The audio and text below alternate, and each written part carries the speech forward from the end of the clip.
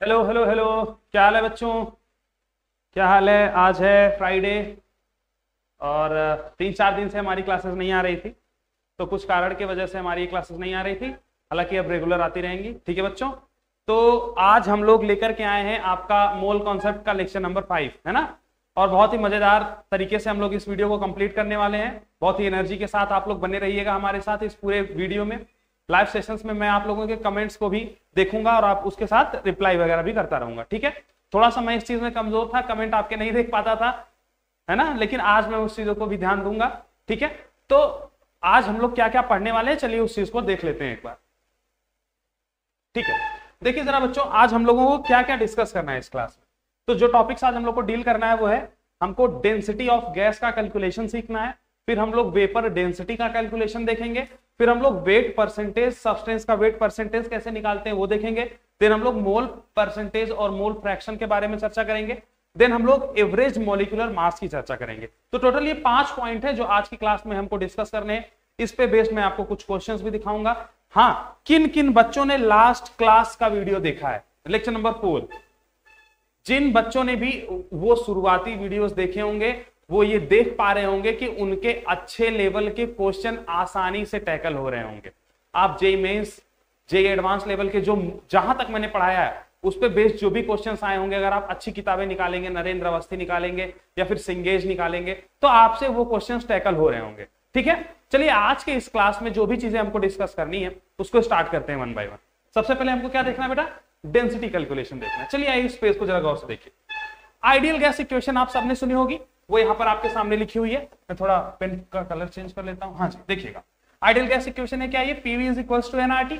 Ideal gas का एक equation होता है जो है यहां पर लिखा हुआ आपके सामने, पीवी बराबर एनआरटी। ये आप लोग क्लास 9-10 से पढ़ते आ रहे हैं। ठीक है, तो जरा इसमें देखिएगा, ये जो मोल होता है बेटा, मैंने आपको पढ़ाया मोल क्या है? Wait divided by molecular wait. वो यहां पर मैंने लाकर रख दिया है, दिख रहा है क्या आपको? जो मोल की जगह मैंने क्या रख दिया? Weight divided by molecular weight. तो पीवी इज इक्वल्स टू क्या हो जाएगा? Weight divided by molecular weight into R multiplied by T. ठीक है, अब जरा मेरी बात को गौर से समझिएगा। डेंसिटी क्या होता है? Mass upon volume. Density mass upon volume होता है। तो यहां पर हम क्या करते हैं, ये देखो, ये वेट दिख रहा है क्या? Weight W. तो मैं वॉल्यूम को इधर लाता हूं। जैसे मैं वॉल्यूम को इस वेट के नीचे लाऊंगा, ये पूरा कंटेंट उठ के उधर चला जाएगा। तो देखिए, वेट मैंने यही रहने दिया, वॉल्यूम मैं नीचे लाया। जैसे मैं वॉल्यूम नीचे लाता हूं तो वेट बाई वॉल्यूम हो जाता है। अच्छा, ये जो आपका मॉलिक्यूलर मास था वो ऊपर चला जाएगा, आर और टी इधर डिवाइड में आ जाएंगे। तो वेट अपॉन वॉल्यूम किसके बराबर आ जाएगा? पीएम बाई आरटी के। ठीक है क्या?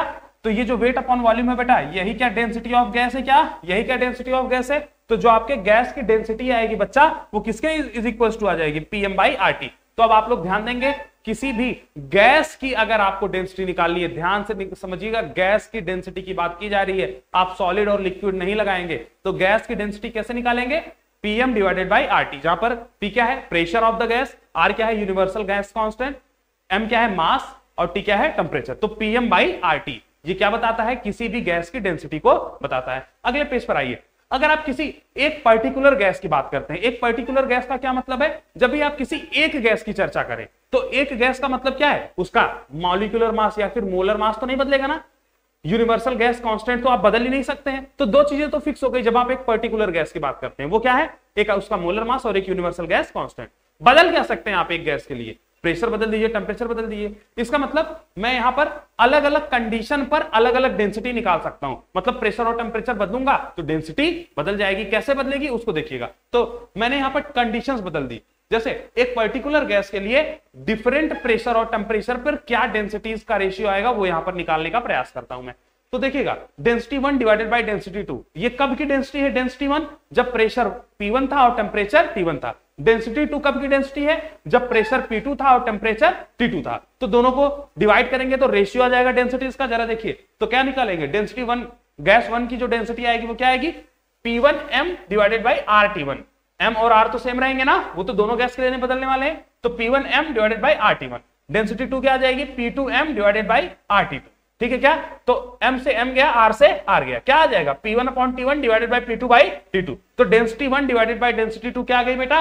P1 by T1 upon P2 by T2। क्या आप उस चीज को देख पा रहे हैं क्या? तो वही यहां पर लिखा हुआ है कि जो अगर एक पर्टिकुलर गैस को आप डिफरेंट टेम्परेचर और प्रेशर की कंडीशन पर रखते हैं तो जो उसके डेंसिटीज का रेशियो आता है वो P1/T1/P2/T2 आ जाता है। क्या इस बात को आप समझ गए? जरा इस पेज को एक बार देखिएगा, स्क्रीनशॉट लीजिएगा, फिर मैं आगे बढ़ता हूं।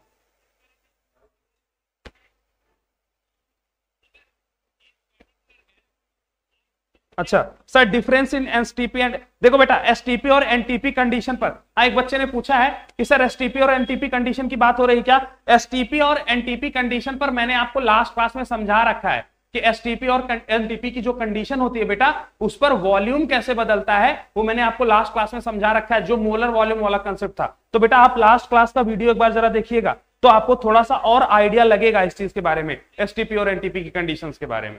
ठीक है क्या? मैंने आपको एसटीपी और एनटीपी की कंडीशन बताई थी ना, 180 273 केल्विन टेम्परेचर। ठीक है, चलिए तो ये आ गया आपका किसी भी गैस की डेंसिटी का कैलकुलेशन। आगे बढ़ेगा, चलिए नेक्स्ट स्लाइड पर आइए। हाँ, तो हमने किसी भी गैस की डेंसिटी का कैलकुलेशन सीख लिया है। गैस की डेंसिटी कैसे निकालेंगे? PM/RT से। कैसे निकालेंगे? PM/RT से। ठीक है क्या? अगर आपको इंडिविजुअल गैस डिफरेंट टेंपरेचर और प्रेशर कंडीशन पर दे दी जाए तो दोनों गैस की डेंसिटीज का रेशियो क्या आता है? P1/T1/P2/T2। नेक्स्ट आप देखिए बेटा वेपर डेंसिटी। वेपर डेंसिटी क्या होता है उस चीज को समझिएगा। तो वेपर डेंसिटी क्या है? किसी भी गैस की डेंसिटी को अगर आप हाइड्रोजन की डेंसिटी से वो कंपेयर करते हैं रिलेटिवली, तो इसी को क्या बोलते हैं बेटा? वेपर डेंसिटी बोलते हैं। आइए इसको इक्वेशन वाइज समझते हैं। तो किसी भी गैस अगर x है, उसका जो वेपर डेंसिटी आएगा वो क्या आएगा? Density of that gas x divided by the density of gas hydrogen. कहां पर? सेम टेंपरेचर और प्रेशर के कंडीशन पर। आप यहां पर टेंपरेचर और प्रेशर बदल नहीं सकते। तो एक ही टेंपरेचर और प्रेशर पर अगर आप किसी गैस x की डेंसिटी को हाइड्रोजन गैस की डेंसिटी से डिवाइड करते हैं तो उसी को हम लोग क्या बोलते हैं बेटा? वेपर डेंसिटी उस गैस की। किस गैस की? जिस गैस का आप यहां पर ऊपर आपने हाइड्रोजन से कंपेयर किया था। बोलिए बात समझ में आ गई क्या? तो vapour density of gas x क्या आ जाएगी?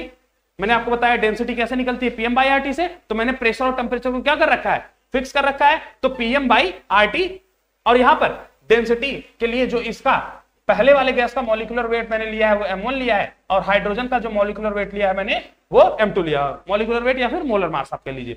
तो देखिए इसका क्या आ जाएगा डेंसिटी? PM1/RT। अच्छा POT तो सेम है, R हमेशा सेम ही रहता है, यूनिवर्सल है।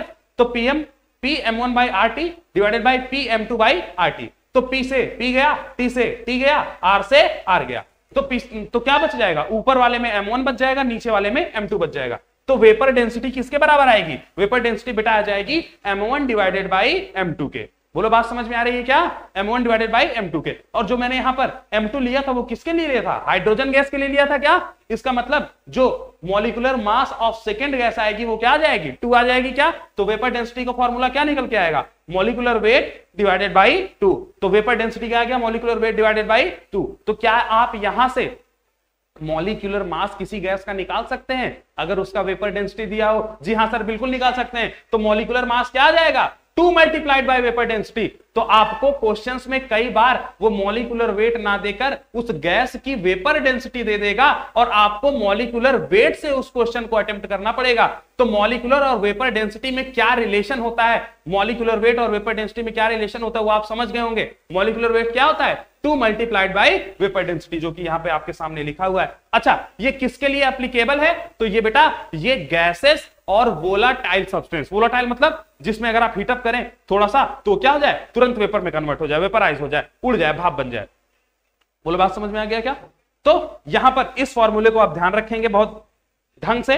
मॉलिक्यूलर वेट किसी भी गैस का वो 2 इंटू वेपर डेंसिटी के बराबर आता है। ये किस पर एप्लीकेबल है बेटा? वोलाटाइल सब्सटेंस और गैसेस पर एप्लीकेबल है। चलिए ये क्वेश्चन के थ्रू इसको समझते हैं। देखिए जरा यहां पर एक क्वेश्चन है आपके सामने, कोई डाउट वगैरह आप लोगों का बेटा? ठीक है, ओके आयुष्मान जी, आपको समझ आ रहा है? ठीक है, वेरी गुड। चलिए तो जरा यहां पर देखिए इस क्वेश्चन को। इफ द वेपर डेंसिटी, तो मैंने आपसे क्या बताया? वेपर डेंसिटी बेटा किसके बराबर है? 2 multiplied by the molecular mass या फिर molecular weight of that gas. ठीक है, चलिए इस क्वेश्चन को देखिए, थोड़ा सा इसको करने का प्रयास करते हैं। If the vapour density of a volatile substance, किसी भी वोलाटाइल सब्सटेंस का वेपर डेंसिटी, कौन सा वोलाटाइल सब्सटेंस? कोई COX एक वोलाटाइल सब्सटेंस है, उसका वेपर डेंसिटी हमको दिया है, कितना दिया हुआ है? 70, और हमसे पूछ रहा है कि x बताइए क्या होगा। तो एक मिनट थोड़ा पॉज है 1 सेकंड के लिए, कैमरे में थोड़ा सा इश्यू है। हाँ ठीक है, ओके चलिए आइए यहाँ जरा यहाँ पर गौर से देखिए। कोई बात नहीं बेटा, कभी कभी थोड़ा बहुत ग्लिच आ जाता है, उसके लिए परेशान नहीं होंगे। चलिए, तो वेपर डेंसिटी हमको कितना दिया हुआ है, COX का जो वेपर डेंसिटी है बेटा वो दिया हुआ है 70। हमसे पूछ रहा है कि x बताइए क्या है। अब जरा मुझे बताना, अगर वेपर डेंसिटी 70 दिया है तो इसका मतलब मॉलिक्यूलर वेट आप निकाल सकते हैं क्या? मॉलिक्यूलर वेट क्या आ जाएगा, 2 मल्टीप्लाइड बाय वेपर डेंसिटी, तो मॉलिक्यूलर वेट कितना आ जाएगा 140। इसका मतलब जो CO का होल x दिया हुआ है उसका मॉलिक्यूलर वेट कितना आना चाहिए 140। तो जरा यहां पर गौर से देखिएगा, मैं इसको कैलकुलेट करता हूं। CO का होल x, इसका मॉलिक्यूलर वेट कैसे निकालेंगे, कार्बन के टोटल एटम्स जो भी हैं प्लस ऑक्सीजन के टोटल एटम्स जो भी हैं, उनका ही मास तो आपका 140 के बराबर आना चाहिए। वही तो मेरा मॉलिक्यूलर वेट निकल के आया है वेपर डेंसिटी की वजह से। बोलो क्या कहानी समझ में आ रही है?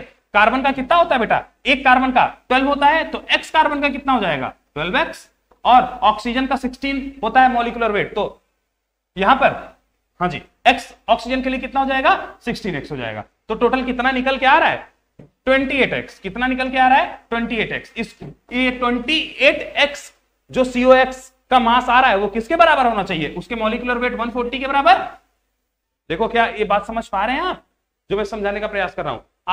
आपको वेपर डेंसिटी दिया था, आपने मॉलिक्यूलर वेट निकाल लिया, ठीक है क्या? अब आपको एक मॉलिक्यूल दिया था COX, तो जो भी आपका मॉलिक्यूलर वेट आया वो इसी COX का तो आया होगा। अब इस COX में है क्या, कार्बन है ऑक्सीजन है, तो कितने कार्बन है x कार्बन, कितने ऑक्सीजन है x ऑक्सीजन, तो x कार्बन का आ गया 12x, x ऑक्सीजन का आ गया 16x, टोटल हो गया 28x। तो जो ये मॉलिक्यूलर वेट 140 आया है बेटा वो किसका आया है, इसी 28x का तो आया है। तो 20x का मॉलिक्यूलर वेट आ गया 140, तो x का मॉलिक्यूलर वेट कितना आ जाएगा, x की वैल्यू क्या आ जाएगी बेटा 140 डिवाइडेड बाय 28।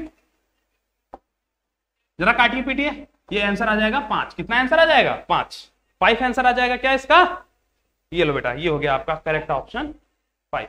स्क्रीनशॉट ले लीजिए पेज का, फिर आगे बढ़े।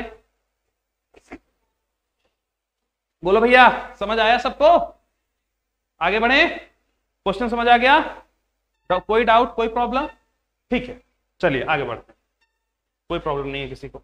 चलो नेक्स्ट जो हमको पढ़ना है बेटा आज की क्लास में वो है wait percentage of substance in a mixture. मतलब कोई मिक्सचर दिया हुआ है जिसमें 2-3 कंपाउंड का मिक्सचर है, उसमें एक का वेट परसेंटेज क्या आएगा, इस बात को आप समझ रहे हैं क्या? 2-3 कंपाउंड्स का मिक्सचर है, उसमें किसी भी कंपाउंड का या फिर किसी भी एटम का जो भी वेट परसेंटेज आएगा वो क्या आएगा, वो कैसे निकालते हैं यहां पर समझिएगा। देखिए जरा गौर से, वेट परसेंटेज ऑफ सब्सटेंस, किसी भी सब्सटेंस का जो वेट, मान लो कि 2 सब्सटेंस है A प्लस B, तो उसमें किसी एक का वेट परसेंटेज कैसे निकालना है, वेट परसेंटेज ऑफ A, वही ऐसे तो एक सब्सटेंस का वेट परसेंटेज कैसे निकाला जा रहा है वो यहां पर लिखा है। Wait percentage of a substance वो क्या है, weight of a substance divided by total weight of the sample. मान लेते हैं किसी कोई भी A और B का मिक्सचर है, जिसमें से A दिया हुआ है बेटा, आपको A दिया है मान लो 14 ग्राम और A प्लस B टोटल है मान लो 28 ग्राम, ऐसा समझ लो। तो ये ऊपर वाला कह रहा है वेट ऑफ अ सब्सटेंस, तो वेट परसेंटेज कैसे निकालेंगे? अगर आप A का वेट परसेंटेज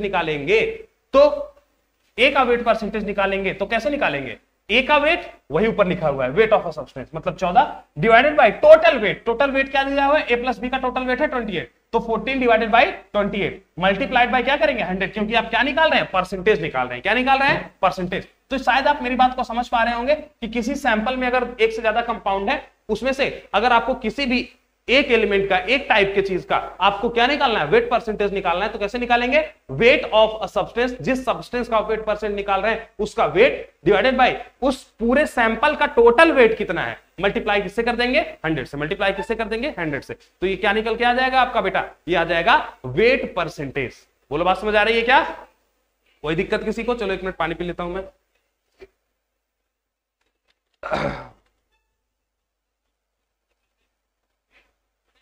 जी हाँ अयान जी, बिल्कुल पूरा ही पढ़ाएंगे, पूरी। 1 मिनट थोड़ा ग्लिच है, जरा वेट करेंगे।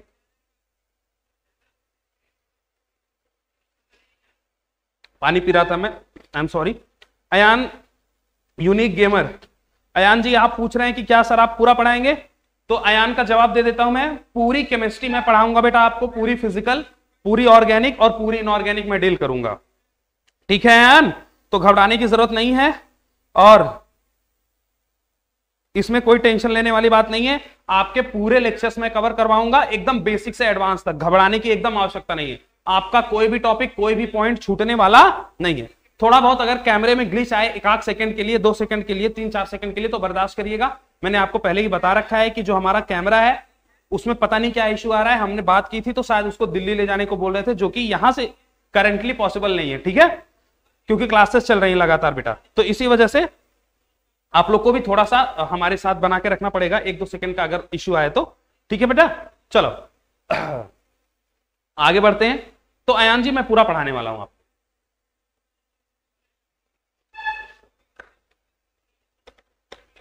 तो संघर्ष है, इस संघर्ष में आप साथ दीजिए, बेशक आप चमकने वाले हैं, समझ रहे हैं। मैं घिसने का काम कर रहा हूं बेटा, क्योंकि जितना घिसा जाएगा उतना ही चमकेगा। मैं घिस रहा हूं, मेरे साथ अगर आप भी घिसेंगे तो आप पक्का चमक जाएंगे। बात समझ में आ रही है क्या? वो कहते हैं ना कि भगवान जब भी आपको देता है तो आपसे पूछता है कि तुम्हारा परसेंटेज कितना है। जैसे आप परसेंटेज निकाल रहे हैं तो ऐसे भगवान भी पूछता है कि बताओ तुम्हारी मेहनत में तुम्हारा परसेंटेज कितना है। जब आप 70% लगाते हैं ना, मेरे सर थे वाजपेयी सर, वो बोला करते थे कि बेटा 70% तुम्हारी मेहनत का होता है, 30% भगवान का दुआ दृष्टि। अगर उनकी दुआ दृष्टि नहीं तो आप कितना भी मेहनत कर लीजिए, कोई फर्क पड़ने वाला नहीं है। लेकिन अगर आप 70% मेहनत करिए उनके ऊपर भरोसा रखकर, तो 30% उनकी जिम्मेदारी है। आप जहां भी पहुंचना चाह रहे हैं वहां पर पहुंच जाएंगे। लेकिन 70% योगदान किसका होना चाहिए बेटा? आपका होना चाहिए। ये बात आप गौर से याद रखिएगा। इसलिए मेरे साथ लगे रहिए, मेहनत करते रहिए, जरूर हम दोनों साथ में कामयाब होंगे। आइए आगे बढ़ते हैं। तो वेट परसेंटेज मैंने आपको समझाया। वेट परसेंटेज किसी सब्सटेंस का क्या होता है? उस सब्सटेंस का weight divided by total weight multiplied by 100। अच्छा, वेट फ्रैक्शन क्या हो जाएगा? कुछ नहीं, ये जो लिखा हुआ है wait percentage, weight of a substance divided by total wait, यही तो वेट परसेंटेज है। तो वेट परसेंटेज क्या है? परसेंटेज को आप 100 से मल्टीप्लाई कर देंगे। अगर आप फ्रैक्शन की बात कर रहे हैं तो फ्रैक्शन कितने में से आता है? 1 में से। तो आप 1 का मल्टीप्लाई करके लिखे या ना लिखे, बात तो बराबर है ना। तो मतलब क्या हो गया?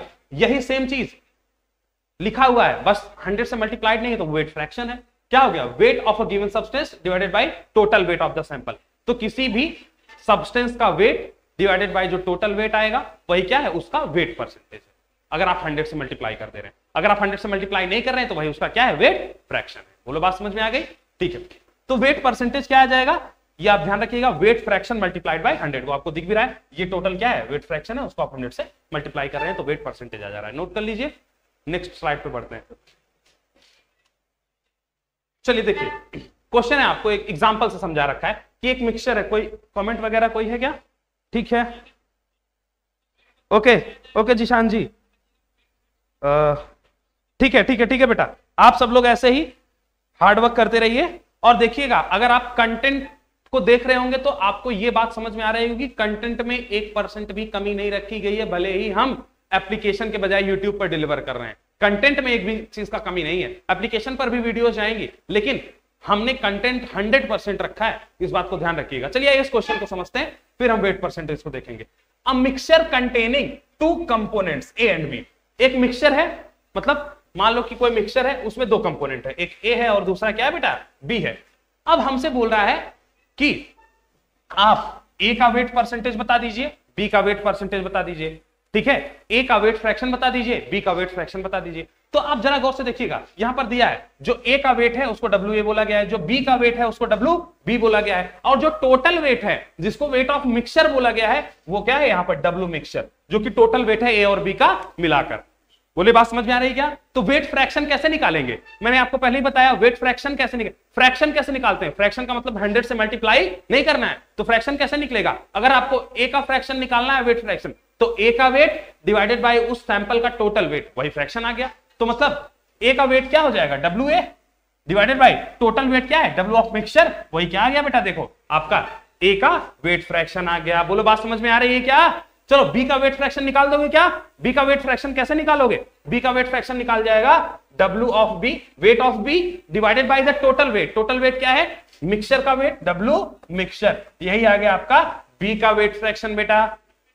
बोलो वेट परसेंटेज पूछ रहा है। आप नीचे वाले क्वेश्चन देखिए, वेट परसेंटेज। तो वेट परसेंटेज कैसे निकालेंगे? वेट फ्रैक्शन जो आया है उसमें से 100 का मल्टीप्लाई कर देंगे, तो फ्रैक्शन में से 100 का मल्टीप्लाई कर दोगे तो परसेंटेज आ जाएगा। तो परसेंटेज कैसे निकालोगे? फ्रैक्शन वेट ए का परसेंटेज पूछ रहा है तो ए का fraction WA divided by weight of mixture multiplied by 100, यही क्या आ गया, ए का वेट का परसेंटेज आ गया। बी के वेट का परसेंटेज कैसे निकालोगे, तो बी का weight divided by total weight of the sample, जिसको W मिक्सचर हमने बोला है, उसको अगर आप 100 से मल्टीप्लाई कर देते हैं बेटा तो वो बी का वेट परसेंटेज निकल कर आ जाता है।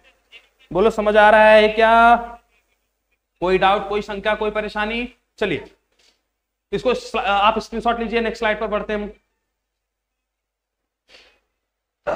ऐसे ही आप लोग जुड़े रहिए साथ में, हम लोग आपके साथ इसी तरीके से आगे बढ़ते रहेंगे। चलिए आइए नेक्स्ट हम देख रहे हैं बेटा मोल परसेंटेज और मोल फ्रैक्शन। तो मोल परसेंटेज और मोल फ्रैक्शन क्या होता है उसको देखिए। तो मोल परसेंटेज, जैसे मैंने आपको वेट परसेंटेज बताया वैसे ही मोल परसेंटेज है। वेट परसेंटेज क्या था, किसी भी एक सब्सटेंस का वेट डिवाइडेड बाय उस टोटल सैंपल का वेट मल्टीप्लाइड बाय 100। तो मोल फ्रैक्शन क्या होगा, तब हम मोल परसेंटेज की चर्चा करेंगे, पहले मोल फ्रैक्शन की बात कर लेते हैं। मोल फ्रैक्शन क्या होगा, किसी भी सब्सटेंस का मोल डिवाइडेड बाय उस सैंपल का टोटल मोल मल्टीप्लाइड बाय 100, ये आ गया मोल परसेंटेज। मोल फ्रैक्शन तो उस सैंपल का मोल, सॉरी उस सब्सटेंस का मोल डिवाइडेड बाय टोटल मोल, ये आ गया आपका मोल फ्रैक्शन। तो जैसे वेट फ्रैक्शन था वैसे मोल फ्रैक्शन भी है। वेट परसेंटेज फ्रैक्शन में आप वेट को लेते थे, मोल फ्रैक्शन में आप मोल को ले लेंगे। वहां पे देखिएगा जरा गौर से, तो मोल परसेंटेज क्या आ जाएगा किसी सब्सटेंस का, उस सब्सटेंस का मोल, तो given mole of substance divided by total mole sample का, तो total mole of the sample या फिर total mole of the mixture, आप उसको 100 से मल्टीप्लाई कर दीजिए, परसेंटेज आ गया। फ्रैक्शन कितने में से निकालते हैं, एक में से, तो आपका फ्रैक्शन क्या आ जाएगा बेटा, मोल फ्रैक्शन, जिसको हम लोग एक्स से रिप्रेजेंट करते हैं, वो क्या आ जाएगा, उस सब्सटेंस का गिवन मोल डिवाइडेड बाय उस मिक्सचर का टोटल मोल, तो given mole divided by total मोल आपका क्या आ जाएगा, मोल फ्रैक्शन आ जाएगा। बोलो बात समझ में आ रही है क्या, ठीक है, यहां तक की कहानी सबको समझ में आ रही है बच्चों? ऐसे ही हमारे साथ जुड़े रहिए, हम लोग धमाकेदार तरीके से इस चैप्टर को कंटिन्यू कर रहे हैं। मोल परसेंटेज और मोल फ्रैक्शन की चर्चा कर ली गई है, मोल के सारे डाउट्स हमने बता रखे हैं। आप जरा गौर से पिछले क्लास में जाइए और उस चीज को देखिए, मैंने कैसे मोल के इंटर कन्वर्जन को समझाया था। एक यूनिक तरीका मैंने आपको दिया था इंटर कन्वर्जन को समझने का। एक मिनट, जरा ग्लिच है, ओके ठीक है, थोड़ा वेट करते रहिएगा, हल्का फुल्का ग्लिच आ जाता है, परेशान नहीं होंगे। ओके, तो मैंने आपसे बोला कि मैंने लास्ट क्लास में जो चीजें समझाई थी वो बहुत ही धमाकेदार थी। अगर आप उस चीज को समझेंगे तो आपको यह समझ में आएगा कि इंटर कन्वर्जन टेबल, अच्छा 2 मिनट का वीडियो शायद इस पे चैनल पे नहीं पड़ा है, बट ठीक है, मैंने आपको बता रहा हूं वो इंटर कन्वर्जन टेबल बहुत ही मजेदार है। अगर आप लोग देखेंगे तो आपको समझ आएगा मोल कैसे करना। ठीक है, आगे बढ़ते हैं बेटा, लास्ट क्लास का जरा वीडियो देखिएगा, मैंने एकदम यूनिक तरीके से मोल को सिखाया था आपको जनरली पूरा सिस्टमैटिक उस ढंग से आपको नहीं मिलेगा कंटेंट, तो आप देखिएगा आपको मजा आएगा। चलिए ये if a mixture contains A and B, तो दिया है कि क्वेश्चन में कि एक मिक्सचर है जो कि ए एंड बी को कंटेन करता है, जहां पर मोल्स ऑफ ए है Na, मोल्स ऑफ बी है Nb, तो ए का मोल्स है Na, बी का मोल्स है Nb। अब हमसे पूछा है मोल फ्रैक्शन ऑफ ए, तो मोल फ्रैक्शन क्या है बेटा, एक मिक्सचर है जिसमें ए भी है जिसमें बी भी है। अब हमसे बोल रहा है कि ए का जो मोल है वो Na दिया हुआ है, बी का जो मोल है वो Nb दिया हुआ है, तो हमसे पूछ रहा है कि मोल फ्रैक्शन, तो मोल फ्रैक्शन क्या होगा, किसी की एक का मोल, जैसे ए का मोल फ्रैक्शन पूछ रहा है तो ए का mole divided by total mole, total mole क्या हो जाएगा, ए का मोल प्लस बी का मोल। तो यहां पर देखिए मोल फ्रैक्शन ऑफ ए क्या आ जाएगा, एक्स ए आ जाएगा मोल of A divided by total मोल, जो कि मोल of A divided bye Na plus Nb total mole. बोलो कहानी समझ आ गई क्या, तो moles of A divided by total mole he mole fraction है। टोटल मोल क्या आ जाएगा, ए का मोल प्लस बी का मोल, और ए का मोल तो ए का मोल है ही, एन का मतलब क्या है, मोल्स। ठीक है, मोल परसेंटेज, मोल परसेंटेज कैसे निकालेंगे, ये आपका मोल फ्रैक्शन आ गया, moles of A divided by total moles, तो मोल फ्रैक्शन जो आया एक्स से, उसको अगर आप 100 से मल्टीप्लाई कर देंगे तो मोल परसेंटेज आ जाएगा। चलिए अब आपको बी का पूछा है, ए का तो हमने निकाल दिया, बी का भी ऐसे निकाल सकते हैं क्या, तो बी का मोल फ्रैक्शन, तो बी का मोल फ्रैक्शन क्या निकालेंगे, बी का मोल, तो बी का मोल को हम लोग लिख देंगे Nb divided by total moles, total moles क्या आ जाएगा बेटा, तो बी का mole divided by total moles आ जाएगा moles of A plus moles of B, ये आ गया हमारा टोटल मोल्स। बोलो बात समझ में आ गई क्या, तो एक्स बी आ गया moles of B divided by mole of A plus mole of B, जो कि टोटल मोल था। अब आपसे पूछ रहा है मोल फ्रैक्शन, तो जरा मुझे बच्चे बताएंगे मोल फ्रैक्शन क्या है, मोल फ्रैक्शन क्या है, सॉरी मोल परसेंटेज पूछ रहा है, तो मोल परसेंटेज क्या है, मोल फ्रैक्शन को अगर 100 से मल्टीप्लाई कर दिया जाए तो क्या मोल परसेंटेज आ जाएगा क्या? ये है मेरा मोल फ्रैक्शन, तो मोल फ्रैक्शन ऑफ बी को मैंने लिखा है XB, अगर मैं उसको 100 से मल्टीप्लाई कर दूं बेटा तो मेरा क्या आ जाएगा? मोल परसेंटेज आ जाएगा। सारे बच्चे इसी तरीके से इस सेशन में हमारे साथ लाइव जुड़े रहेंगे। हम लोग इस पूरे चैप्टर को इसी तरीके से धमाकेदार रूप से कंप्लीट करेंगे, एनर्जेटिकली कंप्लीट करेंगे।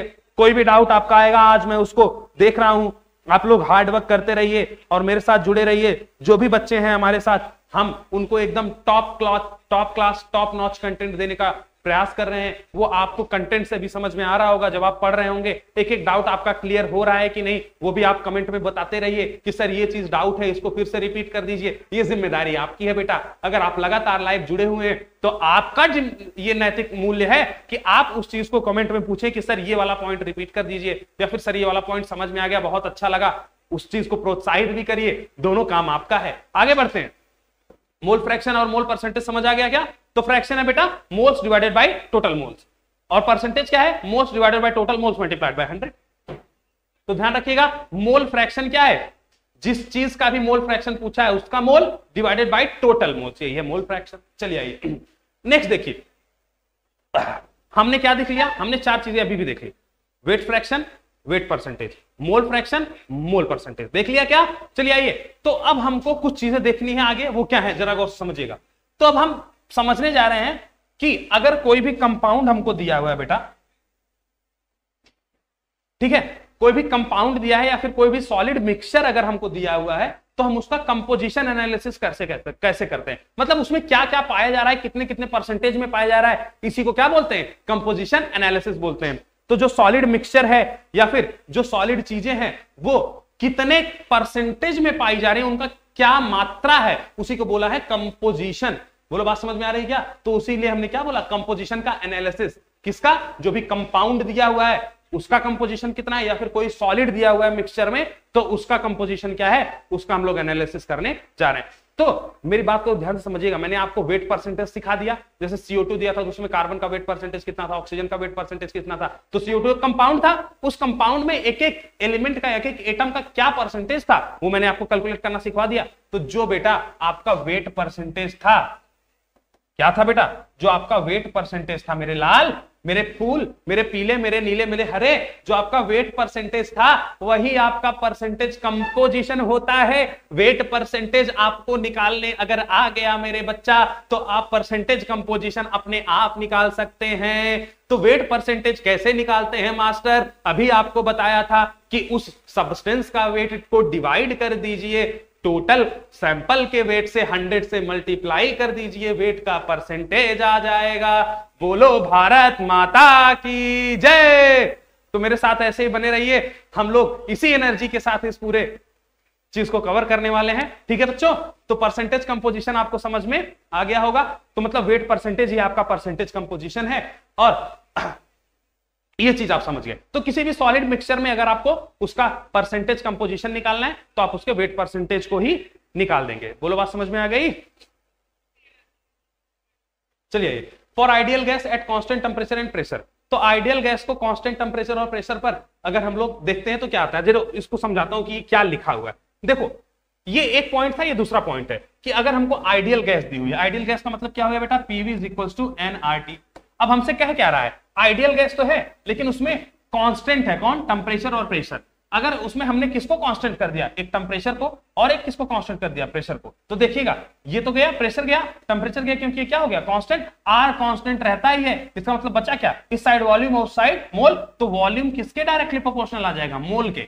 इसका मतलब अगर आपको आइडियल गैस दे दी जाए कांस्टेंट टेम्परेचर और प्रेशर कंडीशन पर, तो जो वॉल्यूम आएगा, जैसा वॉल्यूम का रेशियो होगा या फिर जिस हिसाब से वॉल्यूम बदलेगा उसी हिसाब से मोल भी बदलेगा। तो इसका मतलब जैसा वॉल्यूम होगा वैसे ही हम मोल को अज्यूम कर सकते हैं। कब? जब आइडियल गैस में टेम्परेचर और प्रेशर कंडीशन सेम होगी।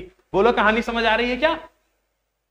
तो वॉल्यूम को हम लोग, जैसा वॉल्यूम आएगा, volume is directly proportional to the mole when pressure and temperature is constant in ideal gas. ठीक है क्या? तो वॉल्यूम को ही हम लोग मोल की तरह एज्यूम कर सकते हैं। तो वॉल्यूम परसेंटेज को ही हम लोग मोल परसेंटेज मान सकते हैं। बोले बात समझ में आ गई क्या? ये पॉइंट को समझाने के लिए आपको ये बात समझ में आनी चाहिए। कि आइडियल गैस में अगर प्रेशर और टेम्परेचर को कांस्टेंट कर देते हैं तो वॉल्यूम मोल के डायरेक्टली प्रोपोर्शनल आ जाता है, इसीलिए वॉल्यूम परसेंटेज को ही हम लोग मोल परसेंटेज दे देते हैं। तो जब भी आपको आइडियल गैस कंडीशन दी जाए तो याद रखिएगा आइडियल गैस कंडीशन में आप वॉल्यूम परसेंटेज को मोल परसेंटेज के टर्म्स में ही मानेंगे। अगर आपको सॉलिड मिक्सचर दे दिया जाए, परसेंटेज कंपोजिशन पूछ रहा है, तो वो कुछ और नहीं, वेट का परसेंटेज ही पूछ रहा है। ये बातें को समझाने के लिए यहां पर ये टेबल्स बनाए गए, ठीक है। अब आइए आइसोटोपिक एलिमेंट की चर्चा करते हैं। अगर आपको आइसोटोपिक एलिमेंट दे दिया जाए तो बेटा जो आइसोटोपिक एलिमेंट होते हैं उनका नेचुरल अबंडेंस होता है। जैसे हाइड्रोजन में आइसोटोप होते हैं ना, ड्यूटेरियम, ट्रिटियम, है ना। कार्बन में कार्बन 12 होते हैं, कार्बन 14, 13 होते हैं। तो हम लोग उसीलिए उसको क्या बोलते हैं, आइसोटोप्स। मैंने आपको आइसोटोप पहले ही बता दिया था, जिसका टोपी अलग हो। टोपी क्या होता है, मास नंबर। अरे भाई एक एटम है X, उसमें ऊपर दिया हुआ है आपको मास नंबर A और नीचे दिया है एटॉमिक नंबर Z।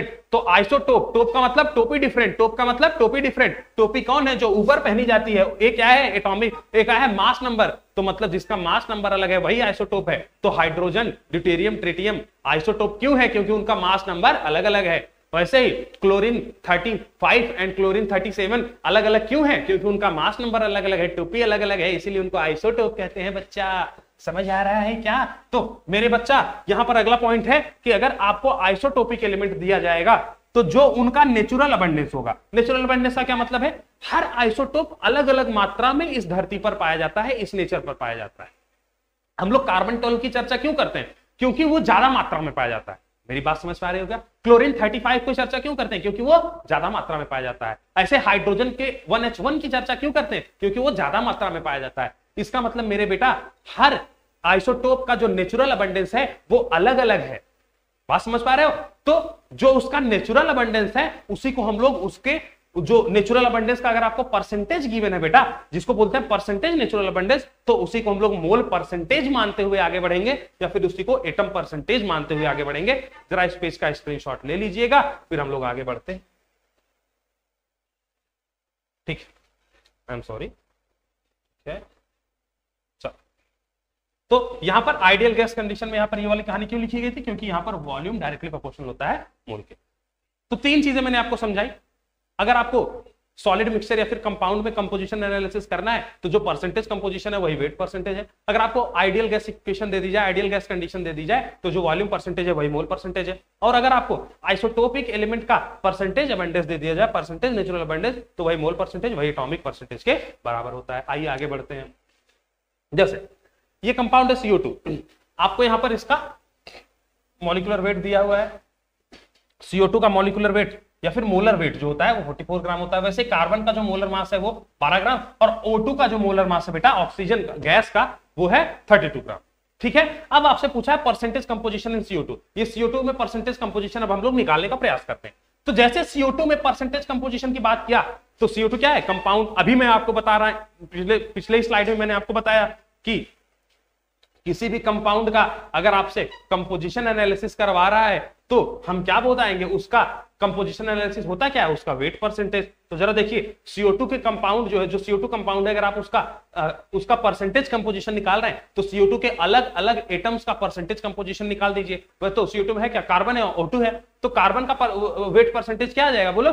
तो कार्बन का वेट परसेंटेज आ जाएगा, कार्बन का वेट जो कि कितना है 12 gram divided by total sample का वेट, मतलब टोटल CO2 का वेट कितना हो जाएगा 44 ग्राम। इसको आप 100 से मल्टीप्लाई कर दीजिए, ये आ गया कार्बन का वेट परसेंटेज। ऑक्सीजन का वेट परसेंटेज कितना आ जाएगा, ऑक्सीजन का वेट कितना है बेटा 32 है, divided by total wait compound का कितना है 44 है, उसको आप 100 से मल्टीप्लाई कर दीजिए, ये ऑक्सीजन का वेट परसेंटेज आ जाएगा। तो ये कार्बन CO2 में कार्बन और ऑक्सीजन का परसेंटेज कंपोजिशन कितना है वो कुछ और नहीं, उसके वेट परसेंटेज को ही बताता है, जो कि आप यहां पर कैलकुलेट कर रहे हैं। क्या सबको समझ में आ रहा है बच्चा? हाँ जी, सारे बच्चे लगे हुए हैं हमारे साथ। तो ऐसे ही मजेदार तरीके से हम लोग इस चैप्टर को कंक्लूड कर रहे हैं। तो वेट परसेंटेज ही आपका परसेंटेज कंपोजिशन है। तो किसी भी कंपाउंड में एक एक एलिमेंट का या फिर एक एक मॉलिक्यूल का जो कंपोजिशन, जो परसेंटेज वेट आता है वही उसके परसेंटेज कंपोजिशन को बता रहा है। चलिए इस चीज को आप समझ गए। तो find out wait percentage of hydrogen, oxygen and sulphur in H2SO4। अब यहां पर एक एक एटम का परसेंटेज कंपोजिशन पूछा है H2SO4 में। तो H2SO4 में है कौन, एक देखिए 3 एटम्स है, 3 टाइप के एटम्स है, हाइड्रोजन एक एटम है, सल्फर है और ऑक्सीजन एक एटम है, 3 टाइप के एटम है।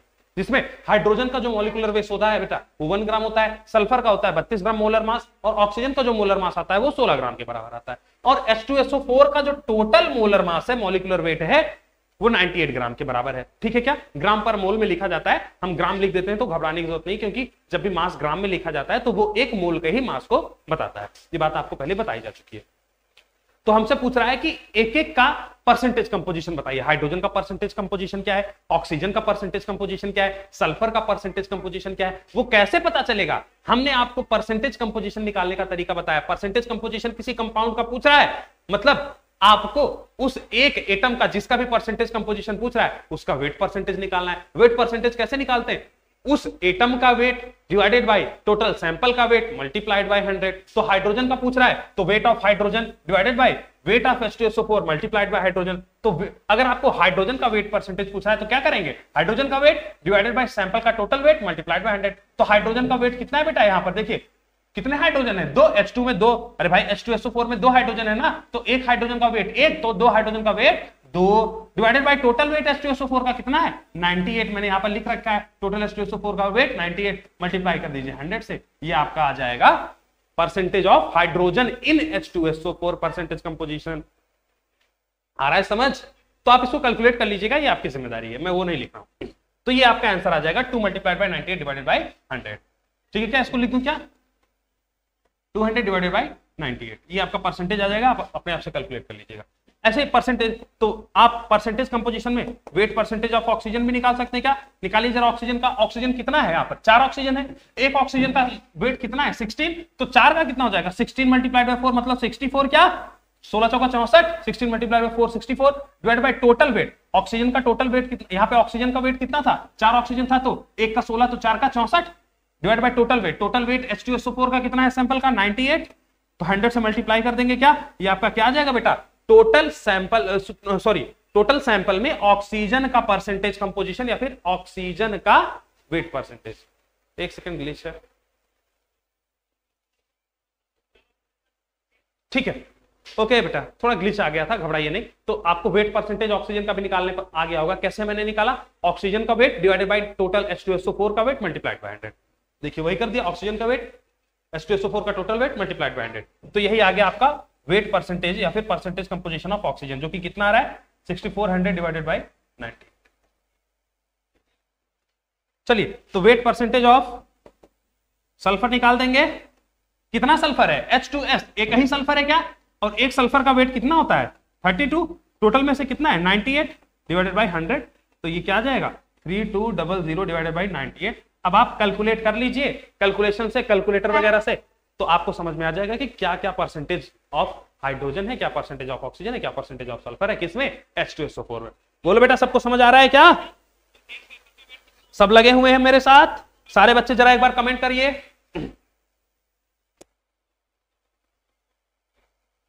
हाँ जी ठीक है, तो सारे बच्चे एक बार कमेंट करिए, जो जो मेरे साथ लगे हुए हैं सेशन में, जरा एक बार कमेंट करके बताइए, हाय लिखिए। कौन कौन जुड़ा हुआ है सेशन में, जरा एक बार बताइए मुझे कमेंट करके, जोरदार तरीके से जरा एक बार कमेंट करिए।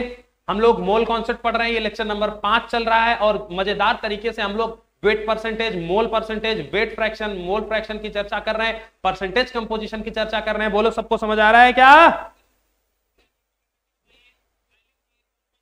हाँ जी बोलिए भैया, क्या हाल चाल है सभी के? सारे मस्त हो? दशहरा है, दशहरा था कल। कल किसने किसने अपने अंदर के रावण को जलाया? बाहर वाले रावण के पुतले को तो सबने जला दिया कि सर हम तो गए थे, इतना बड़ा रावण था, उसको ये भाई बने थे, एक जन राम और मार रहे थे तीर ये धनाधन, और हम देखे उसको और हमने कहा वाह यार दशहरे में तो खूब मजा आया। वहां मेले में गए, जलेबी भी खाए और अपने यार मित्रों के साथ खूब घूमे, खूब मजे किए। बस एक एक गाड़ी पे 3-3 लोग सवार होकर गले में चौहड्डी में लोग घूम रहे हैं और लोगों को परेशान कर रहे हैं। यही यार हमारा दशहरे का त्योहार था बेटा। ये दशहरा था ही नहीं, आप गलत दशहरा मना है। तो दशहरा क्या है बेटा? दशहरा में जब हम रावण की पुतली को जलाते हैं, पुतले को जलाते हैं, तो कहीं ना कहीं हम ये प्रण करते हैं कि हम अपने अंदर के रावण को भी मारें। हमारे अंदर का रावण क्या है? हमारे मन में बसा वो रावण जो हमें गलत काम करने पर मजबूर कर रहा है। अगर हम विद्यार्थी हैं तो हमें पढ़ाई से अगर कोई चीज दूर कर रहा है तो वही हमारे लिए रावण है। अगर हम वर्किंग हैं और हमें हमारे कार्य से कोई दूर कर रहा है तो वही हमारे लिए रावण। हमें हमारे मन के अंदर बसे हमारे कार्य को ना करने देने वाले रावण को मारना ही हमारे लिए कल दशहरा था। और जिन लोगों ने ये प्रण नहीं लिया, आज भी ये प्रण लीजिए कि हम अपने अंदर के उस रावण को मारेंगे और निरंतर कार्य कर कर हम आगे बढ़ेंगे बच्चा। यही दशहरा है और यही असलियत में भगवान राम का असली हमारा प्रचार प्रसार है। जो हम कहते हैं कि प्रभु राम ने मर्यादा, प्रभु राम को हम लोग क्या बोलते हैं बेटा? मर्यादा पुरुषोत्तम बोलते हैं। क्यों? क्योंकि उन्होंने हर चीज को मर्यादित तरीके से किया। तो हमारी मर्यादा क्या है वो डिपेंड करता है कि हमारा कार्य क्षेत्र क्या है। हम विद्यार्थी हैं, हम कर्मचारी हैं, या फिर हम क्या हैं। और हमारे कार्य को करने में अगर कोई चीज बाधा दे रही है तो वही रावण है, उसी को आप मारिए, वही आपका दशहरा है। तो आप सभी को बीते हुए दिन में जो आपने दशहरा मनाया उसके बहुत बहुत शुभकामनाएं। थोड़ा बहुत मस्ती करिए, थोड़ा बहुत मजाक करिए, हंसिए, घूमिए और अपने मन को शांत रखिए, मस्त रहिए। यही जीवन है। और आगे की चिंता करते हुए, चिंता किए बिना आप आज के प्रेजेंट में क्या कार्य करते हैं उसी को निर्धारित करेगा कि आपका फ्यूचर क्या होने वाला है ना। भविष्य सोचने से नहीं बनता, भविष्य करने से बनता है। कब करेंगे? आज करेंगे। तो कई बच्चों को मैं देखता हूं वो बहुत बढ़िया बढ़िया टाइम टेबल बना लेते हैं। बेटा हर दिन अलग है। हो सकता है कल आपको मामा के यहां जाना, हो सकता है कल आपको मार्केट घूमने जाना, हो सकता है आपका मन कुछ और कर रहा हो। तो आप अपने टाइम टेबल में निर्धारित करिए कि मुझे आज क्या करना है। मेरी बात को समझ पा रहे हैं? सुबह उठने के बाद सबसे पहला काम है कि आप अपने डे को कंक्लूड करिए। इस मैं कोशिश करूंगा कि आपने दोपहर तक के टाइम स्लॉट में मैं ये चीज कर लूं, दोपहर से शाम तक के टाइम स्लॉट में मैं ये चीज कर लूं, शाम से फिर सोने तक के टाइम स्लॉट में मैं ये चीज कर लूं। ऐसे ही आप अपने दिन को 3-3 स्लॉट में डिवाइड कर लीजिए। उसी हिसाब से आप उस स्लॉट में क्या काम करना चाहते हैं वो करिए। जरूरी नहीं कि आप आवर्स बताएं कि 8 बजे से 10 बजे तक ये करूंगा, हो सकता है आप ना कर पाए तो आप डिमोटिवेट हो जाएंगे। यार मेरा 8 बजे से 10 बजे तक का टाइम निकल गया। ये सिस्टम गलत है। आप ये कहिए कि सुबह वाले स्लॉट में मैं ये काम कर लूंगा। हो सकता है आप 8 से 9 ना कर पाए तो आप 9 से 10 में वो काम कर लें।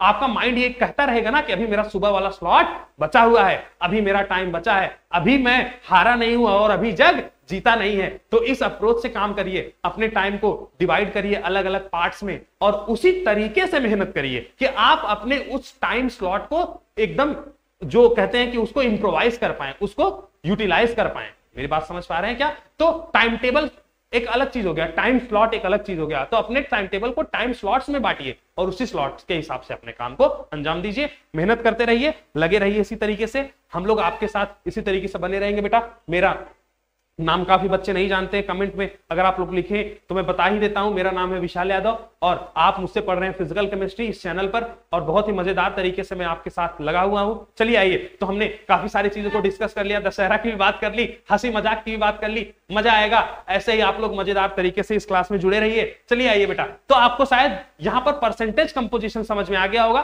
तो परसेंटेज कंपोजिशन अगर किसी कंपाउंड का निकालना है तो उस कंपाउंड का वेट परसेंटेज ही उसका परसेंटेज कंपोजिशन होता है। आगे बढ़े बच्चों, चलिए देखिए, तो आपको यहां पर दिया है कि एक मिक्सचर है ए और बी का। तो एक मिक्सचर है बेटा मेरा जिसमें कंपाउंड ए है और कंपाउंड बी है। अब हमसे बोल रहा है कि ए 8 ग्राम है। ए कितना ग्राम है? 8 ग्राम। ए का मोलर मास 16 ग्राम है। तो मुझे ए का मतलब इसमें ए मुझे दे दिया 8 ग्राम कि मैंने इस मिक्सचर में ए को कितना ग्राम डाला है? 8 ग्राम। हाँ, उस ए का जो मोलर मास है वो 16 ग्राम होता है। वो तो मोलर मास फिक्स है, वो उस कंपाउंड का जो भी एटम होगा उसका मोलर मास आता ही है फिक्स। तो ए का मोलर मास 16 ग्राम दे रखा है। बी मैंने कितना डाला? 16 ग्राम डाला। तो बी मैंने इस मिक्सचर में 16 ग्राम डाला। बी का मोलर मास भी दिया हुआ है 20 ग्राम।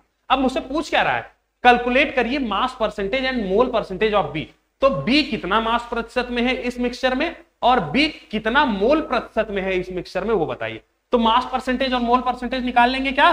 सबसे पहले यहां पर हम निकाल लेते हैं। देखो, मास परसेंटेज में तो वेट चाहिए लेकिन मोल परसेंटेज में तो मोल चाहिए ना। तो पहले हम लोग मास परसेंटेज पे चर्चा करते हैं। तो चलो मास परसेंटेज पे चर्चा करते हैं। मास परसेंटेज क्या है? किसका मास परसेंटेज निकाल रहे हैं? बी का।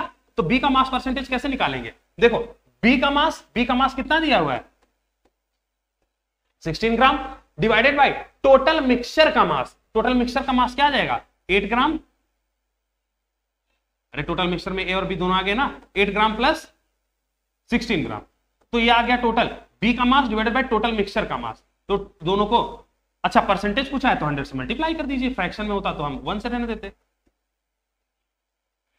ठीक है, तो परसेंटेज पूछा था तो हम 100 से मल्टीप्लाई कर दे रहे हैं, तो मेरा क्या गया, मास परसेंटेज निकल के आ जाएगा 16 डिवाइडेड बाई 16 8 कितना होगा, 8 से 14 24 मल्टीप्लाइड बाय 100। अब आप लोग परसेंटेज कैलकुलेट कर लीजिएगा, वो मैं नहीं कर रहा हूं, ठीक है, वो आप लोग का काम है, आप करिए, ठीक है। मेरा काम है अप्रोच समझाना। अगर आपको कोई भी टीचर का मेथोडियोलॉजी समझना है तो आप ये देखिएगा कि उसकी अप्रोच क्या है क्वेश्चन को टैकल करवाने की, वही से समझ में आ जाता है कि कौन सा चीज कैसे डिलीवर किया जा रहा है। बात समझ में आ रही है?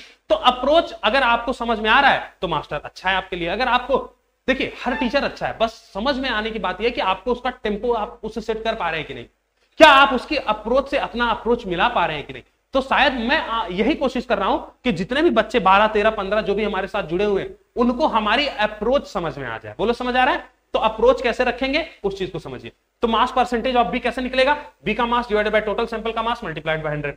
मोल परसेंटेज निकालने के लिए मोल परसेंटेज निकलेगा कैसे, बोलो मोल परसेंटेज किसका निकालना है, बी का, तो मोल परसेंटेज कैसे निकलेगा, mole of B divided by total mole multiplied by 100, यही तो मोल परसेंटेज आएगा। अब बी का मोल निकालोगे कैसे बेटा, बोलो बी का मोल कैसे निकालोगे, बी का मोल निकलेगा बी, अब यहां पे देखो वेट दिया हुआ है बी का, उसका मॉलिक्यूलर वेट भी दे रखा है, तो weight divided by molecular wait कर देंगे तो हमको मोल निकल के आ जाएगा। लेक्चर नंबर 2 में मैंने समझाया था weight divided by molecular wait, यही तो मोल होता है। तो मोल ऑफ बी कैसे निकल आएगा बेटा, weight of B divided by molecular weight of B. Weight of B हमको दिया हुआ है 16 ग्राम, हाँ जी, वेट कितना दिया हुआ है 16 gram divided by molecular wait कितना दिया हुआ है 20 ग्राम, यही आ गया मेरा मोल्स। अब मुझे मोल मिल गया और टोटल मोल मुझे पता ही है, टोटल मोल कैसे निकलेगा। अब देखो दिक्कत की बात क्या है, मैंने यहां पर ए का मोल तो निकाला नहीं, लेकिन टोटल मोल में तो ए का मोल भी आएगा ना, तो टोटल मोल में ये 16/20 आ गया क्या, मोल ऑफ बी, तो मुझे ए का मोल भी तो निकालना पड़ेगा ना अगर मुझे टोटल मोल्स निकालने हैं।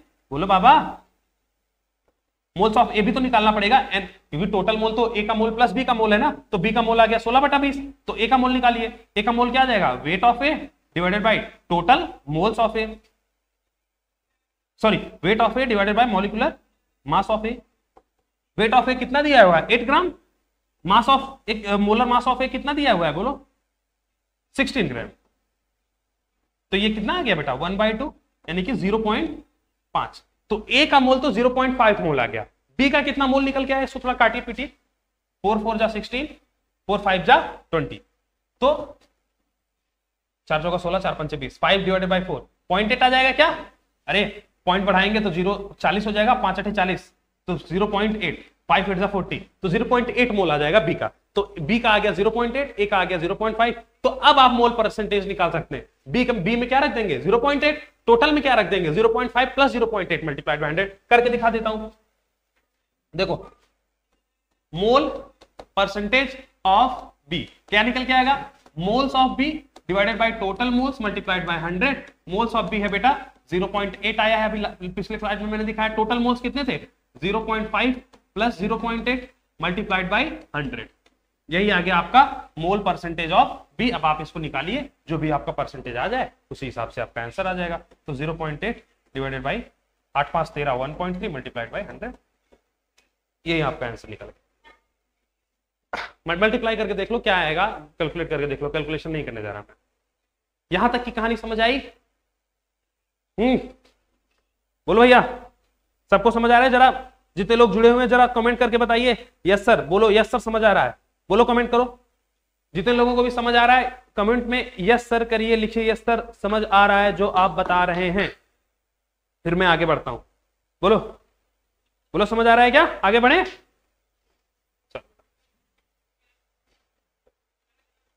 ओके आई एम सॉरी, हाँ यहां तक हमने डिस्कशन कर लिया था। Next slide. तो अब हम लोग का जो आज लास्ट टॉपिक है बेटा आज की क्लास का, वो यही है। एक बार मैं थोड़ा हट जाता हूं, आप इसका स्क्रीनशॉट ले लीजिए, फिर मैं आगे बढ़ता हूं। आज की क्लास का हमारा जो बेटा ये लास्ट टॉपिक है, ये एवरेज मोलर मास कैलकुलेशन। तो हमने मोलर मास का कैलकुलेशन पहले ही पढ़ लिया। मोलर मास तो सबका फिक्स है ना, जो एक मोल का मास है 6.02 × 10⁻23 एंटिटीज का मास है किसी भी एटम का, वो तो हमें पता ही है। तो एवरेज मोलर मास क्या चीज है उसको देखते हैं। तो अब हम लोग का लास्ट पॉइंट है एवरेज मोलर मास कैलकुलेशन। ठीक है, चलिए एवरेज मोलर मास को ही हम लोग बेटा लिखते हैं एम एवरेज। क्या लिखते हैं बेटा, एम एवरेज। तो एम एवरेज आ जाएगा बेटा, देखिए होता क्या है, आइए यहां से आपको समझाता हूं। देखो मोल क्या होता है, मोल होता है बेटा weight divided by molecular wait. अभी इसको छोड़ दो कि सर ये क्या लिखा है, पहले इधर समझते हैं। हम लोग मोल मोल हमें पता है ना, मोल क्या होता है, given mass divided by molecular मास या फिर weight divided by molecular wait. ठीक है, तो यहां से समझना, अगर मैं इधर मॉलिक्यूलर वेट को ऊपर ले जाता हूं तो मोल नीचे आ जाएगा, तो मॉलिक्यूलर वेट क्या आ जाएगा, weight divided by mole, given mass divided by मोल। तो जो भी मास मुझे दिया हुआ है अगर मैं उसको मोल से डिवाइड कर दूंगा तो क्या आ जाएगा, मॉलिक्यूलर मास आ जाएगा। और कहीं ना कहीं मुझे निकालना क्या था, एवरेज मोलर मास ही तो निकालना था। इसका मतलब जो मोलर मास मैंने मॉलिक्यूलर मास यहाँ पे रखा था वो कैसे निकलेगा, वो कहीं ना कहीं उसका वैल्यू तो इसी के, मतलब जो न्यूमेरिक वैल्यू है वो रखेंगे तो ऐसे ही। अगर मुझे मोलर मास निकालना है तो कैसे निकलेगा, ऊपर मुझे वेट रखना पड़ेगा, नीचे नंबर ऑफ मोल्स रखना पड़ेगा, तभी जाकर मैं क्या निकाल पाऊंगा, मोलर मास निकाल पाऊंगा, मॉलिक्यूलर मास निकाल पाऊंगा। तो अगर मुझे ये एवरेज निकालना है तो एवरेज कैसे आएगा, एवरेज तो ऐसे ही आता है ना, एक का डिवाइडेड बाय टोटल, ऐसे ही तो आता है। तो एवरेज कैसे निकलेगा, जो मिक्सचर, अगर बहुत सारे चीजें हैं कंपाउंड में, बहुत सारे, मतलब एक मिक्सचर है तो मिक्सचर में बहुत सारी चीजों का मास है, तो मोलर मास एवरेज कैसे आएगा, तो मिक्सचर का मास, अरे भाई अगर मोलर मास निकलता है वेट डिवाइडेड बाय मोल तो एवरेज कैसे, एवरेज मोलर मास कैसे आएगा, जो मिक्सचर है उसका मास डिवाइडेड बाय कितने मोल्स है, मोल मिक्सचर ऑफ मोल्स, मतलब number of moles in mixture. बात समझना, जैसे एक का मॉलिक्यूलर मास उसके वेट डिवाइडेड बाय मोल्स के बराबर आता है, वैसे मिक्सचर का जो एवरेज मोलर मास आएगा वो wait of mixture divided bye moles of mixture के बराबर आएगा। और ये जो वेट निकलता है वो कैसे निकलता है, यह देखो, वेट मोल क्या है, weight divided by molecular weight, तो वेट क्या आ जाएगा, वेट आ जाएगा, मोल को मॉलिक्यूलर मास से मल्टीप्लाई कर दोगे तो वेट क्या आ जाएगा, मोल मल्टीप्लाइड बाय, सॉरी ये गलत लिखा हुआ है, तो वेट क्या निकल के आ जाएगा, वेट आ जाएगा बेटा मोल, देखो ना, मोल को मल्टीप्लाई कर दोगे किससे, मॉलिक्यूलर वेट से, इंडिविजुअल, तो क्या निकल के आ जाएगा, वेट। अब यहां पर देखना, एवरेज जो मॉलिक्यूलर मास है वो कैसे निकलेगा, मिक्सचर का जो मास है, मिक्सचर का जो वेट है, मिक्सचर में इंडिविजुअल सब्सटेंस का क्या होगा, वेट होगा, इंडिविजुअल सब्सटेंस का मोल होगा और उनका मोलर मास हमें पता ही होगा। तो हर एक सब्सटेंस का मोल और उसके मोलर मास से मल्टीप्लाई करते जाइए, आपको मिक्सचर का वेट पता चल जाएगा, और जो भी टोटल मोल होगा पूरे सब्सटेंस का मिलाकर वही आपका आ जाएगा क्या, एन मिक्स, और उन दोनों को आप भाग कर दीजिए तो आपको क्या मिल जाएगा, एवरेज मोलर मास। तो एवरेज मोलर मास कुछ नहीं है बेटा, यहां पर आयो है क्या, एवरेज मोलर मास सैंपल का टोटल मास, टोटल मास निकलता कैसे है वही मैंने वहां पर लिखा है। टोटल मास कैसे निकालेंगे आप, W of mixture, weight of mixture को हम लोग क्या बोलते हैं, सैंपल का total mass divided by sample का total mole, mole of sample total, यही तो हमारा क्या है, एवरेज मोलर मास है ना। वेट डिवाइडेड बाय मोल, यही तो मोलर मास होता था, तो मिक्सचर का mass divided by total moles, यही हमारा क्या आ जाएगा बेटा, एवरेज मोल। अब देखो इसको लिखते कैसे हैं, अब वेट मैंने कैसे बताया, एक सब्सटेंस का वेट कैसे निकलता है, N/2M, तो जितने भी सब्सटेंस हैं, एक सब्सटेंस का N1M1, दूसरे सब्सटेंस का N2M2, तीसरे सब्सटेंस का N3M3, और डिवाइड बाय टोटल मोल, जितने भी सब्सटेंस है सबका मोल N1 N2 N3, जितने भी सब्सटेंस है डिवाइडेड बाय टोटल मोल कर दीजिए। बोलो क्या समझ में आ गया आपको, एवरेज मोल, सॉरी एवरेज मोलर मास, यही कहानी है। तो एवरेज मोलर मास कैसे निकलेगा, टोटल सैंपल का मास, टोटल सैंपल का मास कैसे आएगा, हर एक इंडिविजुअल का मास, हर एक इंडिविजुअल का मास कैसे आएगा, उसका मोल मल्टीप्लाइड बाय उसका मोलर मास, प्लस दूसरे का मोल मल्टीप्लाइड बाय दूसरे का मोलर मास, तीसरे का मोल मल्टीप्लाइड बाय तीसरे का molar mass, divided by total मोल, पहले का मोल दूसरे का मोल तीसरे का मोल ऐड करते जाइए, चौथे का मोल पांचवे का मोल, आपको क्या निकल के आ जाएगा, मोलर मास एवरेज आ जाएगा। बोलो बात समझ में आ रहा है, जो कि किसका मास होता है, मिक्सचर का मॉलिक्यूलर मास होता है, उसको हम लोग क्या बोलते हैं, किसी भी मिक्सचर का जो मॉलिक्यूलर मास आता है उसी को हम लोग मॉलिक्यूलर मास एवरेज बोलते हैं, एम एवरेज, जो कि कैसे लिखा जाता है, ये आपके सामने है, पहले का मोल, जो भी एक एक सब्सटेंस है, एक का मोल उसका मास, दूसरे का मोल उसका मॉलिक्यूलर मास, तीसरे का मोल उसका molar mass divided by total मोल। तो ये एम एवरेज का फार्मूला आ गया, summation of molecular mass multiplied bye moles divided by summation of moles. बोलो बात समझ में आ रही है क्या, तो जो मोलर मास एवरेज है वो क्या है, total mass of mixture divided by total moles of mixture, यही है आपका मोलर मास एवरेज, इसमें कोई कठिनाई वाली बात नहीं है। आप कनेक्ट यहां से करेंगे तभी आप ये समझ पाएंगे कि मोलर मास एवरेज आखिरकार आता कैसे है। जितने भी बच्चे हमारे साथ जुड़े हुए हैं जरा एक बार कमेंट करके बताइए, क्या आपको समझ आ रहा है, क्या कमेंट में लिखिए यस सर समझ आ रहा है। तो मोलर मास एवरेज मैंने आपको समझा दिया, जो कि क्या होता है, जो कि होता है total mass of the mixture divided by total moles of the mixture. Total mass कैसे निकालेंगे, मोल इंडिविजुअली सबका मोल मल्टीप्लाइड बाय सबका मास, वही आ जाएगा total mass divided by total moles, तो आपको पता ही है। बोलो कहानी समझ आ रही है क्या बेटा? यहां तक की कहानी समझ आ गई? नेक्स्ट स्लाइड पर चलिए, आगे बढ़ते हैं। कितना टाइम हो गया यार? It's about I guess 11:40। Okay, हाँ 11:40।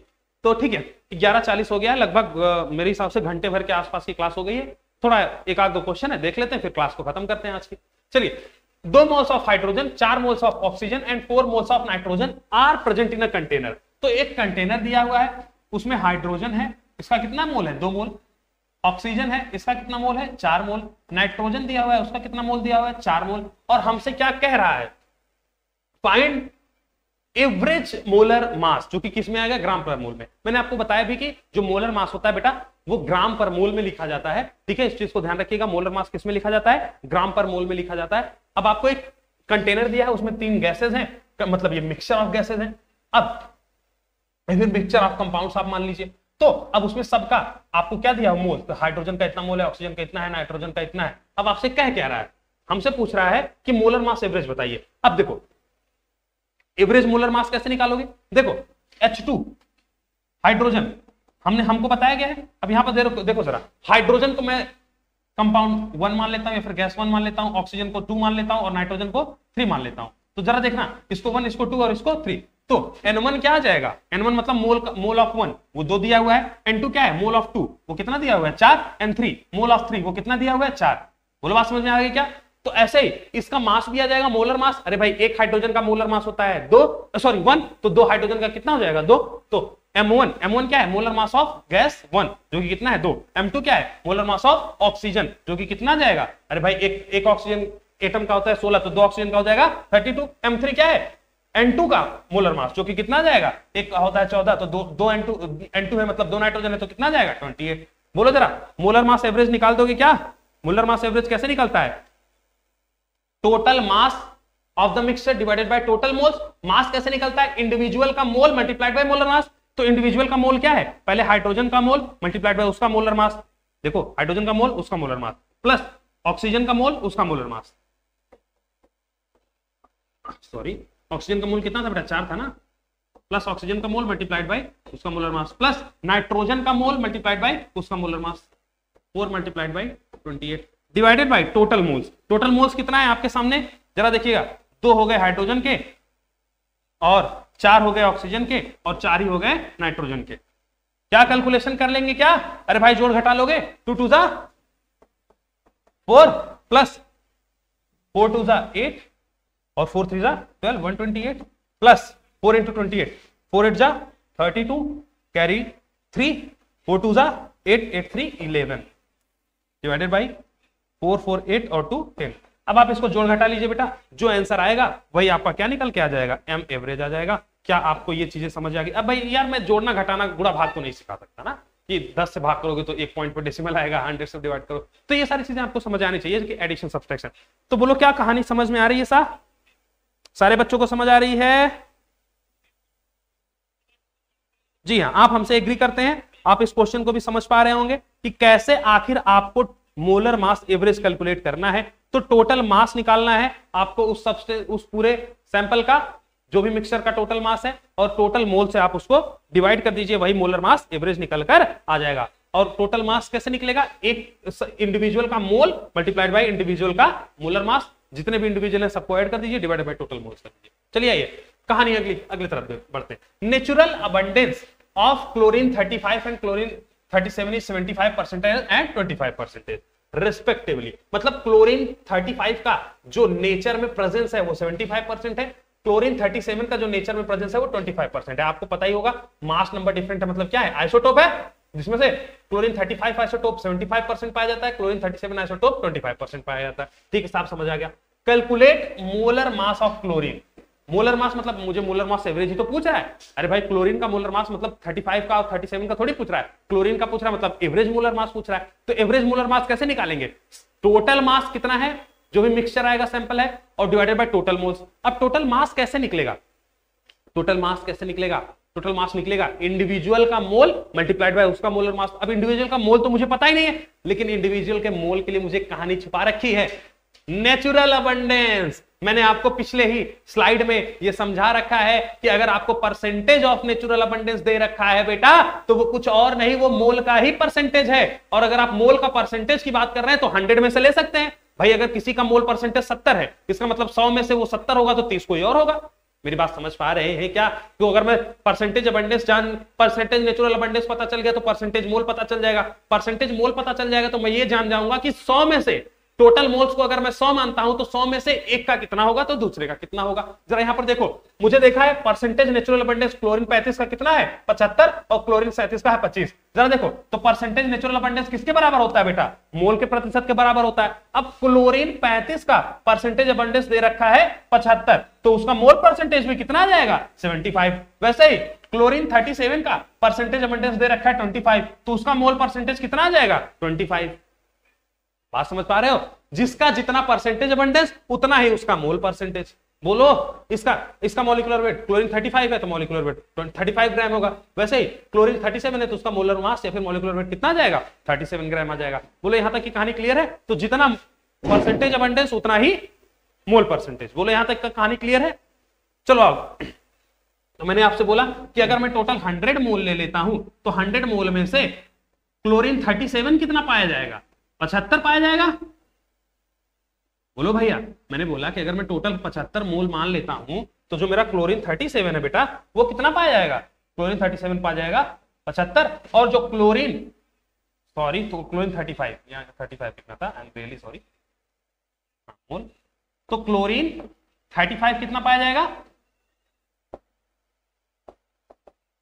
क्लोरीन 35 पाया जाएगा 75%, यानी कि 75 100 में से 75 कौन है? क्लोरीन 35। और क्लोरीन 37 कितना पाया जाएगा?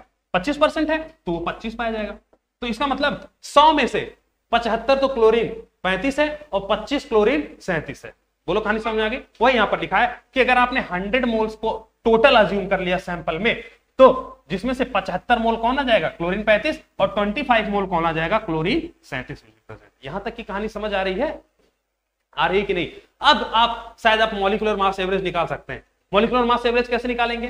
तो आपको पता चल गया है, क्या पता चल गया है? मोल्स ऑफ क्लोरीन 35 कितना है? 75। और मोल्स ऑफ क्लोरीन 37 कितना है? 25। तो मोल्स पता ही चल गया। बोलो भैया, एक सेकंड इंग्लिश है, ठीक है। यहां पर देखिए, तो क्लोरीन 35 का मोल पता चल गया कितना? 75। क्लोरीन 37 का मोल पता चल गया कितना? 25। बस आप इसका मास निकाल दीजिए, तो मास कितना आ जाएगा? मॉलिक्यूलर वेट किसका? क्लोरीन 35 का कितना है? वो तो खुद दिखा हुआ पर 35 ग्राम। और वैसे ही मॉलिक्यूलर वेट क्लोरीन 37 का कितना आ जाएगा? 37।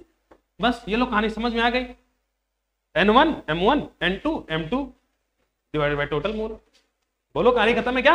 एक बार जरा स्लाइड को देख लो। ये आपको moles of chlorine 35, molecular mass of chlorine 35, moles of chlorine 37, molecular mass of chlorine 37। अब आपको फार्मूला पता ही है, N1 M1 plus N2 M2 divided by N1 plus N2। अगली स्लाइड करिए, आपको इसका सोल्यूशन दे देता हूं। देखिए, तो जो आपका एवरेज मोलर मास आ गया वो क्या निकल के आ जाएगा? 75 आ गया परसेंटेज मोल, 75 क्या आ गया? मोल मल्टीप्लाइड बाय उसका मॉलिक्यूलर मास। अरे ये क्या गया? M1 कितना है? 35 प्लस N2 मतलब 37 वाले का मोल, वो कितना है? 25 मल्टीप्लाइड बाय M1 M2 कितना है?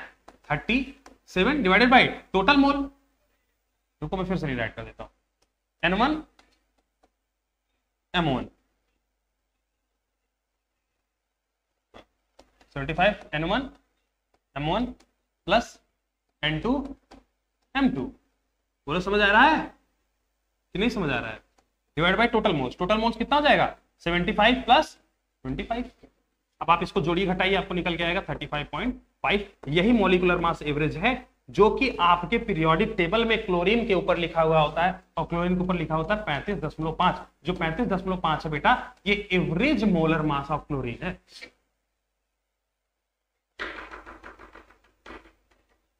तो कहानी समझ में आ रही है मैंने कैसे किया? तो आपको परसेंटेज नेचुरल अबंडेंस दिया रहेगा, उसी को आप मोल परसेंटेज मान लेंगे। और मोल परसेंटेज का मतलब क्या है? 100 में से आप बता सकते हैं कि ये इस एक का कितना है और दूसरे का कितना।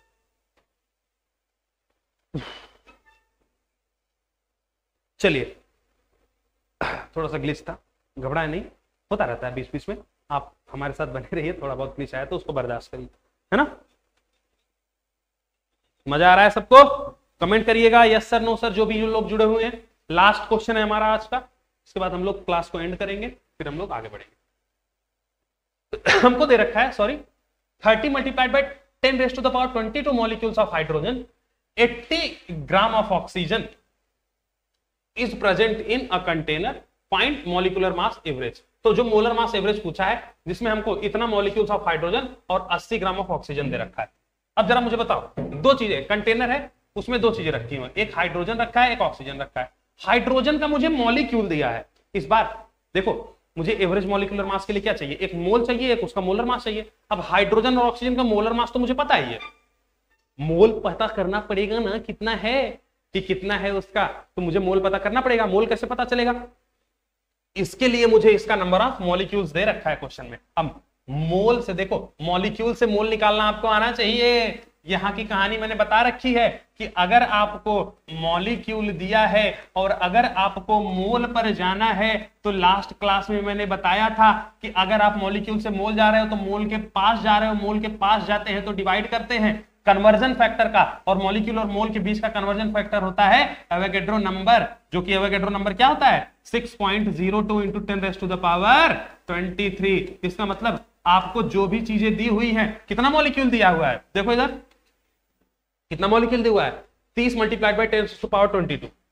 तो मुझे अगर मोल निकालना है बेटा, तो मोल क्या जाएगा, जो भी मॉलिक्यूल दिया हुआ है उससे डिवाइड कर दीजिए अन्य का। कितना मॉलिक्यूल दिया हुआ है 30 multiplied by 10 raise to the power 22, यही मॉलिक्यूल दिया है, उसको डिवाइड करना पड़ेगा। किससे डिवाइड करना पड़ेगा? एवोगैड्रो नंबर से। एवोगैड्रो नंबर क्या है 6.02 into 10 raise to the power 23, यही तो है एवोगैड्रो नंबर। देखो जरा गौर से, तो इतने मॉलिक्यूल को मैंने डिवाइड कर दिया, ठीक है। ये 30 को मैं 10 टू पावर 23 लिख दूं क्या सीधे, तो ये एक पावर ये हो जाएगा 23 और नीचे 23 से कट जाएगा, तो ये क्या जाएगा 3/6। 3/6 मतलब 1/2, 1/2 मतलब 0.5 मोल। इसका मतलब मेरे बेटा जो मोल्स ऑफ क्या आ गए हाइड्रोजन, तो मोल्स ऑफ हाइड्रोजन कितने निकल के आ गए 0.5। आप इसको लिख लीजिए, फिर मैं यहां पे मिटाता हूं।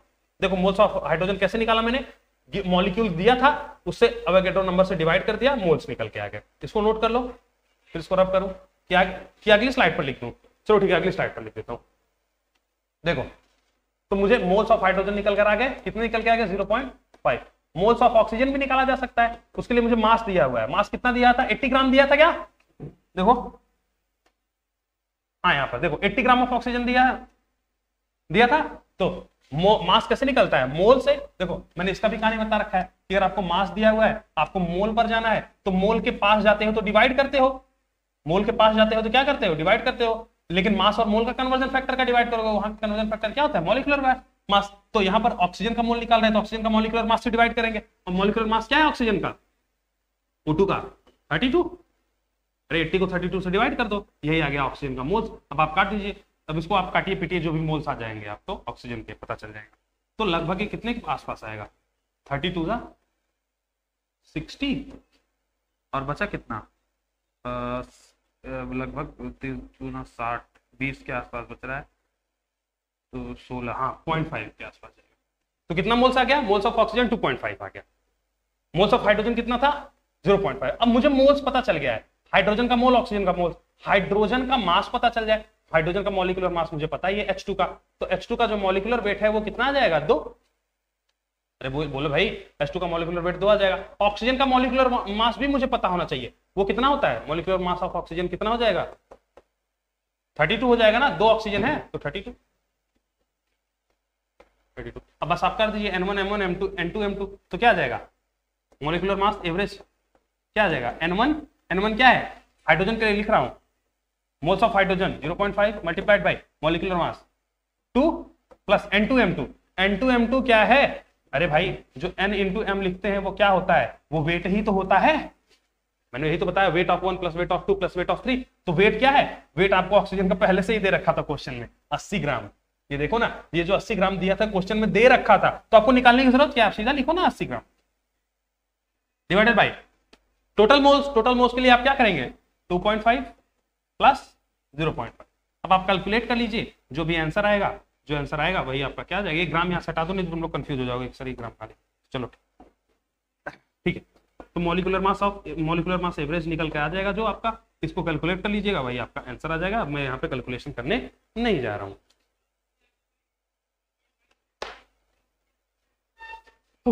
चलिए, यहां तक जो हमारे साथ बने हुए थे उन सभी बच्चों को बहुत शुक्रिया। आज का लेक्चर हम यहाँ पे खत्म कर रहे हैं, लगभग 1 घंटे के से ऊपर का लेक्चर हो गया है। तो जो भी बच्चे हमारे साथ जुड़े हुए थे उन सभी को बहुत शुक्रिया, बहुत धन्यवाद। चलिए मिलते हैं आपसे अगली क्लास में, तब तक के लिए टाटा।